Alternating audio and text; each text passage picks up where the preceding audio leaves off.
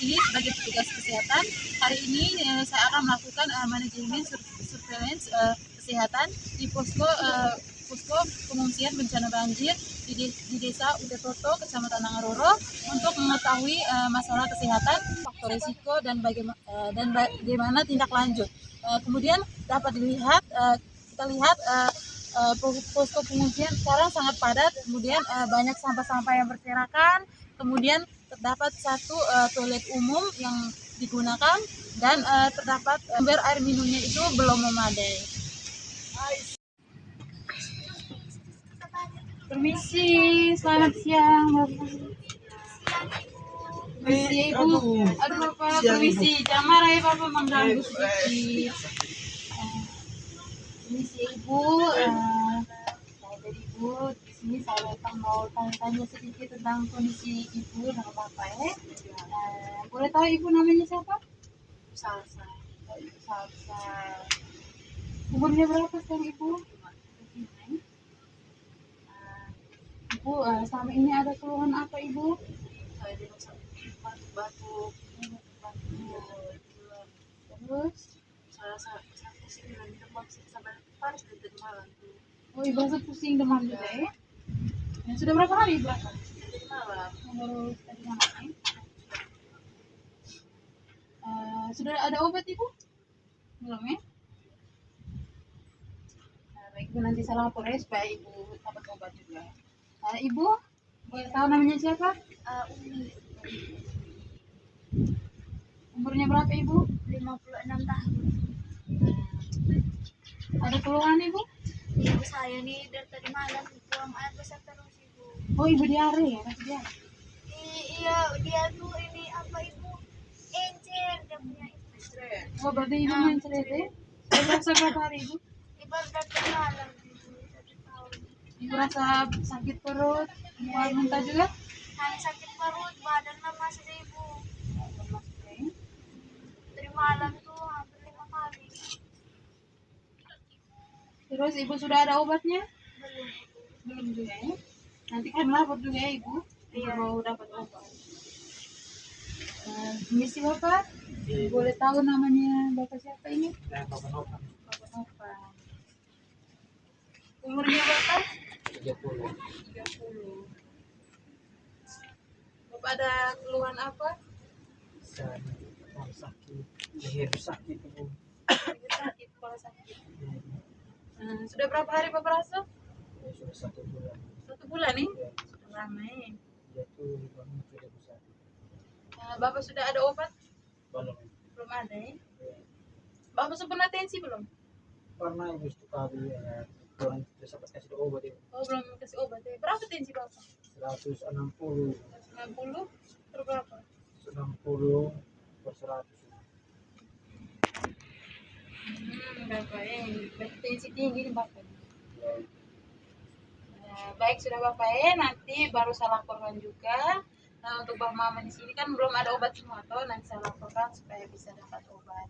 Jadi itu saja Bapak Mama, saya permisi ya. Nanti bagaimana baru saya datang lagi.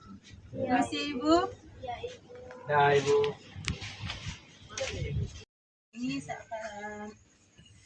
setelah saya melakukan pendataan analisis hasil survei kesehatan di posko pengungsian, saya menemukan beberapa masalah kesehatan yang terjadi, yaitu diare sebanyak 18 kasus, kemudian ada batuk dan demam sebanyak 11 kasus, hipertensi kambuh sebanyak 7 kasus, serta beberapa kasus lainnya itu gatal-gatal. Namun dari seluruh masalah tersebut, yang menjadi prioritas adalah kasus yang harus ditangani itu kasus diare, karena faktornya itu ada lingkungan yang kotor, yaitu sampah yang berserakan, kemudian ada genangan air, kemudian ada toilet umum itu hanya satu saja. Jadi selanjutnya yang akan saya lakukan yaitu melakukan edukasi kesehatan kepada para pengungsi sebagai salah satu langkah pencegahan penyebaran penyakit di posko pengungsian. Jadi ini edukasi kami ya. Jadi begitu saja Ibu. Jadi saya pamit dulu Ibu untuk melakukan edukasi ya bagi Ibu. Misi Ibu. Ya.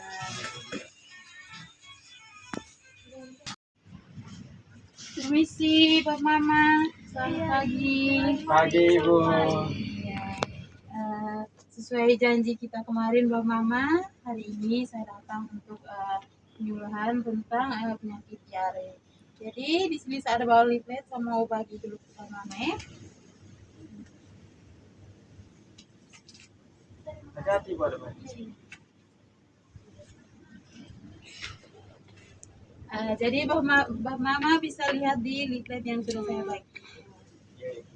Jadi Bapak Mama tahu tidak apa itu diare? Tidak tahu ya. Jadi Bapak Mama, diare itu adalah kondisi ketika kita buang air besar itu lebih sering, biasanya kurang lebih tiga kali sehari. Dengan Bapak Mama rasa diarenya itu encer, terus disertai dengan lendir dan darah. Kemudian tanda dan gejalanya itu, yang pertama itu Bapak Mama itu rasa buang air besar encer atau cair lebih sering dari biasanya. Kemudian rasa sakit perut atau kram itu merupakan tanda dan gejala diare. Kemudian mual muntah, lemah, lesu, kemudian itu demam, kemudian Bapak Mama merasa dengan rasa haus terus, itu merupakan tanda dan gejala dari diare. Kemudian siapa saja yang rentan terkena diare itu biasanya bisa terjadi pada bayi balita, lansia, orang dengan daya tahan tubuh yang lemah, kemudian dengan masyarakat yang tinggal di lingkungan yang kurang bersih, seperti Bapak melihat ini yang sampah-sampahnya banyak seperti ini, itu gampang sekali kita terkena diare. Kemudian mengapa bisa kita terkena diare? Itu yang pertama itu karena infeksi bakteri atau virus parasit. Kemudian makan atau minum yang terkontaminasi dengan kuman. Kemudian kebersihan tangan. Itu kita perlu sebelum makan dan sesudah makan itu kita harus cuci tangan Pak Mama supaya kita tidak terkontaminasi dengan kuman. Kemudian Pak Mama, kapan bisa terjadi diare itu saat cuaca panas. Kemudian saat pergantian musim itu biasanya daya tahan tubuh kita tuh rentan terkena diare. Kemudian setelah mengonsumsi makan atau minuman yang terkontaminasi dengan bakteri. Setelah itu saat berpergian.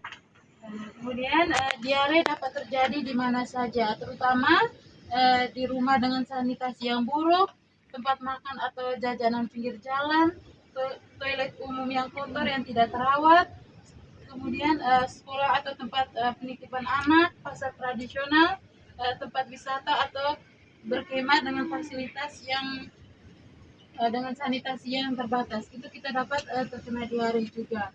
Kemudian cara pencegahannya itu yang pertama kita harus cuci tangan pakai sabun di air yang mengalir. Kemudian minum air bersih yang sudah dimasak atau air minum dalam kemasan yang bersih begitu ya Pak Mama. Kemudian harus rajin konsumsi makan makanan yang bergizi, rajin makan sayur, buah-buahan begitu. Kemudian cuci buah dan sayur sebelum dikonsumsi dengan air bersih dan mengalir. Kemudian gunakan jamban yang sehat. Terus jangan lupa buang sampah pada tempatnya. Terus jaga kebersihan sekitar lingkungan rumah dan jaga daya tahan tubuh. Jadi Bapak Mama, itu saja yang saya jelaskan untuk hari ini. Mungkin Bapak Mama ada pertanyaan, waktu dan kesempatan saya berikan.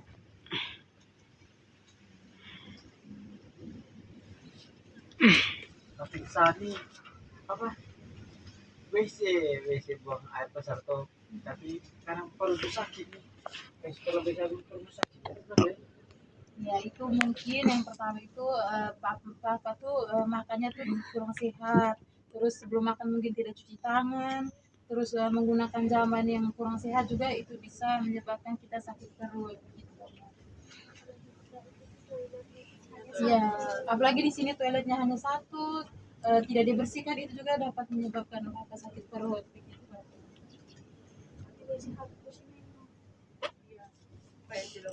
Iya, benar sekali Mama. siap air. Jadi Bang Mamat, sekarang saya yang bertanya ya kepada Bang Mamat. Jadi Bang Mamat tahu tidak apa itu diare dan tanda gejalanya?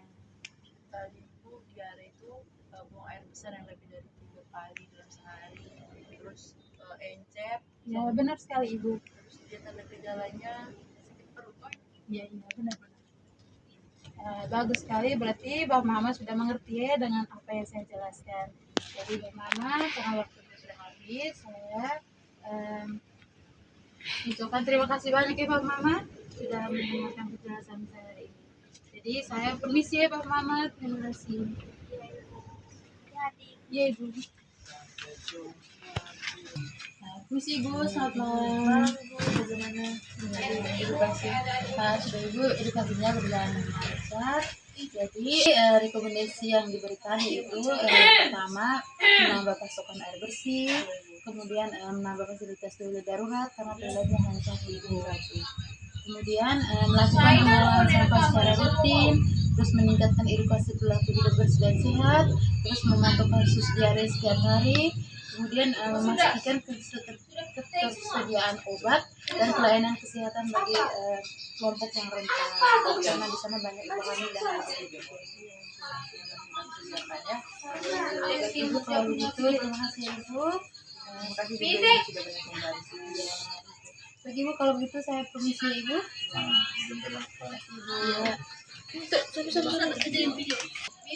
Baik, dari hasil surveillance kesehatan, masalah prioritas pengungsian yaitu masalah penyakit diare karena dipengaruhi oleh keterbatasan air bersih, kemudian sanitasi lingkungan yang kurang baik, dan penggunaan toilet umum yang yaitu hanya satu saja.